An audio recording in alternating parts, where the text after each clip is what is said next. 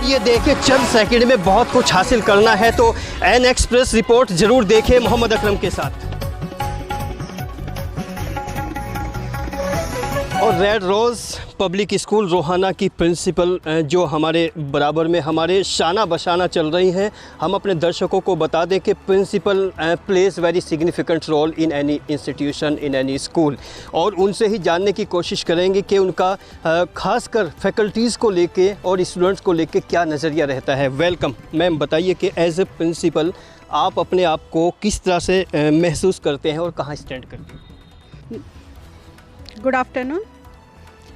मैं red rose school में काफ़ी समय से हूँ और मैं इसको देख रही हूँ। हम जो टीचर्स हैं हम मिलजुल के काम करते हैं, एकजुट होकर काम करते हैं। मैं उन्हें एक अपना परिवार मानती हूँ और परिवार के सदस्य के हिसाब से ही उन्हें लेके चलती हूँ। जो मेरे अंदर विचार होते हैं उनके सामने रखती हूँ और उन पे तभी अमल होता है। जब अच्छा उनके भी विचार ले जाते हैं और उन्हें जो अच्छा लगता है, कई बार मैं सही नहीं होती वो सही होते, कई बार मैं सही होती वो गलत होते हैं, तो हम मिलजुल के इन बातों को एक दूसरे के साथ शेयर करके तभी आगे बढ़ाते हैं। अच्छा मैडम, जैसे क्लासेस होती हैं आप वॉच करते होंगे, राउंड भी लेते होंगे यहाँ पर, तो टीचर्स जब टीचिंग करते हैं तो वो अलग अलग टीचर्स अलग अलग सब्जेक्ट के होते हैं, तो आप किस तरह से इवेल्युएट करते हैं, वो प्रोसेस बताइए हमारे दर्शकों को। वो बस मैं उन्हें देखती हूँ, वॉच करती हूँ। मुझे अगर कुछ सही नहीं लगता है तो मैं उन्हें अपने ऑफिस में बुला के बताती हूँ। एज ए प्रिंसिपल उन्हें समझाती हूँ। एक तरीका मैं उधर जाके बच्चों के सामने उन्हें बिठा के समझाती भी हूँ कि इस तरह आप करिए, ये हमारी आपसे अंडरस्टैंडिंग हो जाती है। अच्छा, जो रेड रोज़ पब्लिक स्कूल को समझने वाले, जानने वाले और आसपास के जितने भी लोग आपको सुन रहे हैं, एज ए प्रिंसिपल अपना नाम बता के तो क्या आप उनको संदेश देना चाहेंगे? मेरा नाम बबीता सिंह है और मैं उनको यही संदेश देना चाहती हूँ कि जो टीचर होता है वो एक दिया है, वो खुद जल के दूसरों को प्रकाशित करता है। इसी प्रकार वो अपने आप एक ज्योति जगा के अपने पूरे समाज को प्रकाशित करता है। ऐसा हर टीचर के अंदर ये भावना होनी चाहिए कि जितना उसके अंदर है वो दूसरों को दे पाए, उसे समझा पाए। और ये प्रधानाचार्य हैं बबीता सिंह, जो रेड रोज़ पब्लिक स्कूल की, और जिन्होंने राय रखी है यहाँ के टीचर्स को लेके, स्टूडेंट्स को लेके, मैनेजमेंट को लेके, और वो कितना समर्पित है, कितना डेडिकेटेड है। उन्होंने कहा है कि हम पूरी कोशिश करते हैं उनके साथ अपना तालमेल बनाने की। और सबसे बड़ी बात जो उन्होंने यहाँ पर कही है कि कभी कभी हम गलत होते हैं तो टीचर्स सही होते हैं, और कभी कभी टीचर्स कुछ कहीं मिसअंडरस्टैंडिंग होती है तो हम कहीं ना कहीं एक ट्यूनिंग बना लेते हैं। यही कमर्शियल नज़रिया होता है, यही प्रोफेशनल नज़रिया होता है। और ज़िला मुजफ्फरनगर। लेकिन हम अपने दर्शकों को बता दें कि सबसे इम्पॉर्टेंट बात क्या है, हिंदुस्तान में राम और श्याम की जोड़ी को कौन नहीं जानता। इतिहास भी जानता है, किताबों में भी जानते हैं, लोगों ने पढ़ा है, और ख़ासकर सिनेमा ने भी इसको पेश किया है। और ऐसी एक जोड़ी यहाँ पर है। हालांकि owner of the institution and managing director of red rose public school जो हमारे लेफ़्ट और राइट बैठे हैं, बाकी उनसे परिचय उन्हीं के अंदाज़ में लेने की पूरी कोशिश करेंगे। सर थोड़ा सा परिचय दीजिए। सभी न्यूज़ एक्सप्रेस के दर्शकों को मेरा नमस्कार। मेरा नाम डॉक्टर सतबीर सिंह। मैं मूल रूप से हरियाणा का रहने वाला हूँ और आज से लगभग ठीक 20 वर्ष पहले मुजफ्फरनगर की इस पावन धरती पर मुझे मेरे एक मित्र के माध्यम से आने का अवसर मिला। मन में एक आशा थी और विश्वास भी था कि यहाँ रोहाना क्षेत्र में एक पब्लिक स्कूल, सीबीएसई का स्कूल होना चाहिए। मेरे साथ ए.के. शुक्ला जी बैठे हैं।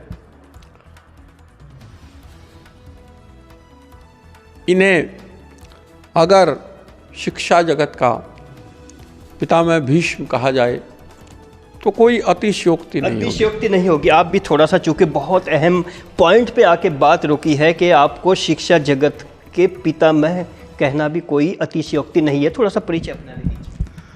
सबसे पहले तो मैं सभी दर्शकों को नमस्कार करता हूं और एक्सप्रेस न्यूज़ चैनल का बहुत बहुत थैंक्स बोलना चाहूँगा कि उन्होंने एक जन चेतना में वो एक सक्रिय भूमिका निभा रहे हैं और शिक्षा जगत को आगे बढ़ा रहे हैं। तो मेरा नाम अशोक कुमार शुक्ला है और मेरी ज़िंदगी की शुरुआत शिक्षा जगत में फरवरी 1980 से हुई है और मैंने ज़्यादातर स्कूल्स में काम किया, पब्लिक स्कूल्स में काम किया, एज ए प्रिंसिपल रहा CBSE में, वहाँ से रिटायरमेंट लिया। और उसके बाद मुझे लगा कि जो मेरा अनुभव है, जो मैंने सीखा है ज़िंदगी में, वो मैं किसी स्कूल को अपनी सेवाएं दूं। तो मेरे पास रेड रोज़ पब्लिक स्कूल ही मेरे निवास स्थान के पास था, तो मैंने इनको चुना और मैं शुक्रगुजार हूँ हमारे जो ऑनर हैं मिस्टर डॉक्टर सतवीर सिंह जी, उन्होंने मुझे ये मौका दिया। अच्छा शुक्ला जी, बताइए कि जैसे डॉक्टर सतवीर जी आपको अपनी रूह की गहराई में महसूस करते हैं, तो ये एक रिश्ता, मतलब एकेडमिकली रिश्ता भी है ये और एजुकेशनल रिश्ता भी है। ये रिश्ता आज इतना खूबसूरत बना है कि रेड रोज़ पब्लिक स्कूल आपके बगैर अधूरा सा उनको महसूस होता है। तो इतनी गहराई कैसे बनी है? इस बारे में मैं बड़ा आध्यात्मिक रूप से बात करना चाहूँगा कि कुछ रिश्ते ऐसे होते हैं जो ईश्वर की तरफ से ही बनते हैं और जहाँ भी विचारों में समरूपता होती है, मैचिंग हो जाती है, तो वो दोस्ती बन जाती है फिर। और हम एक अच्छे दोस्त हैं और हम चाहते हैं कि समाज में हम शिक्षा का एक ऐसा प्रस्तार करें, क्योंकि शिक्षा के क्षेत्र में जहाँ तक आज तक मैंने महसूस किया है, ज़्यादातर एक कमर्शियलिटी आ चुकी है।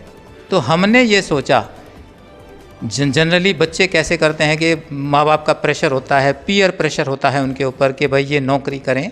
नौकरी करना एक अलग चीज़ है, मगर हमारा जो उद्देश्य है स्कूल में रहने का, वो बच्चों को एक संस्कार उनको डेवलप करना। नौकरी करने के लिए पढ़ाई नहीं करनी, अच्छे नागरिक बनने के लिए पढ़ाई करनी है, देश हित में कुछ काम करना है। बिज़नेस करते हैं बहुत सारे बच्चे बड़े होने के बाद, मगर कोई बच्चा अगर ऐसा बिज़नेस करे कि वो तंबाकू की फैक्ट्री लगाए और फिर कैंसर करे, वो समाज के लिए एक बड़ा घातक कदम होता है। कुछ ऐसा काम करे कि समाज को हम क्या दे पाएँ, ये हमारा उद्देश्य रहता है बच्चे। डॉक्टर सतवीर जी, आप भी बताइए कि अभी आपके स्कूल में ट्रांसपोर्ट नहीं है, उसके बावजूद भी जो आपका इंफ्रास्ट्रक्चर है, जो बिल्डिंग है, जो स्क्रीन पे हम देख रहे हैं, हमारे दर्शक जो हमारे ज़रिए देख रहे हैं, तो आपने ट्रांसपोर्ट को ख़त्म कर दिया, उसके बावजूद भी रेपुटेशन में कोई कमी नहीं आई। एक्चुअल में अगर मनुष्य की इच्छा शक्ति मजबूत हो तो दुनिया में कुछ भी असंभव नहीं है। परमपिता परमात्मा ने सबसे पहले विचार किया और फिर इस सृष्टि का निर्माण किया। अगर आपका विचार मजबूत है, बहुत ज़्यादा मजबूत है, तो मनुष्य के लिए असंभव कुछ भी नहीं। अभी शुक्ला जी बता रहे थे, दरअसल इनके पिताजी श्री हरिश्चंद्र शुक्ला जी, उनसे मेरी आज से 20 वर्ष पहले मुलाकात हुई। वो भी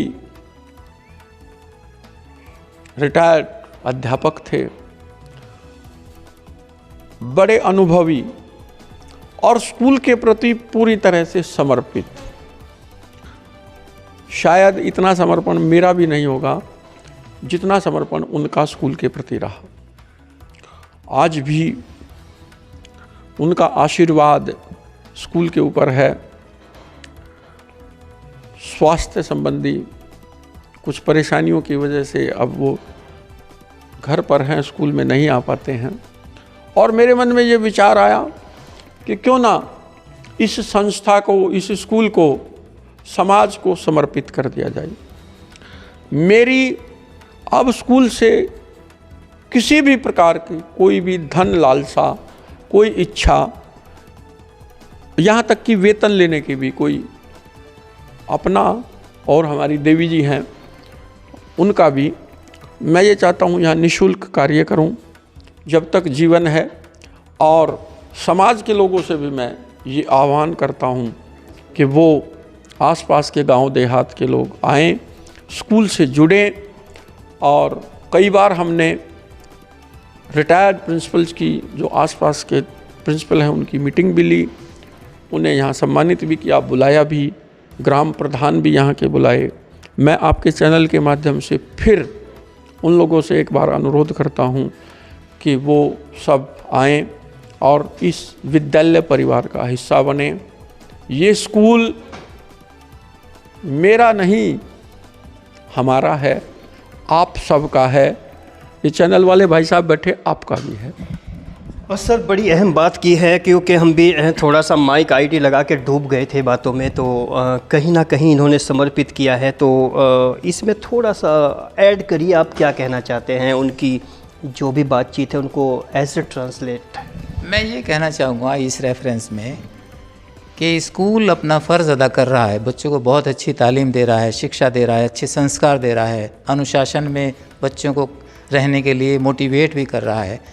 लेकिन कहीं ना कहीं ऐसा मैंने देखा है कि बहुत सारी एक पृष्ठभूमि में ये बात भी निकल के आती है कि जो पेरेंट्स होते हैं उनका भी अपना दायित्व है।